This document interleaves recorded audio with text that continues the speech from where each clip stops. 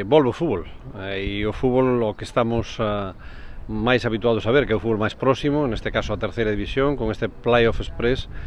en esta impresionante moqueta natural que temos aquí ás nosas espaldas, que a banca, o Estadio Banca Balaídos, que ademais creo que é un premio, non? É un premio para as 4 entidades que participan, para os xogadores e técnicos, e tamén para as súas aficións, a pesar de que neste caso non van a poder estar, non, en este fermoso estadio de Abanca Balaídos. Pero en definitiva eu creo que vamos a vivir un bonito fin de semana de un evento deportivo que ademais é un playoff distinto, un playoff express concentrado nunha única sede, e no cual ademais creo que as 4 entidades están moi concienciadas e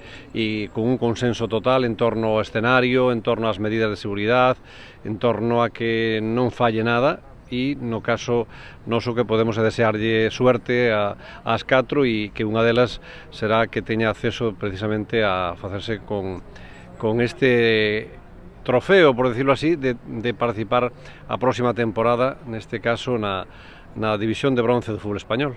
Sí, eu creo que foi un acerto, non? De que a Federación Galega decidira finalmente, co consenso, por suposto, dos clubs, que este era o escenario, curiosamente o escenario máis próximo para as 4 entidades e, ademais, con un espacio moi grande. Solo hai que nos quedamos con esa pena de que as distintas aficións non poidan estar aquí como sería o agrado de todas elas, seguramente,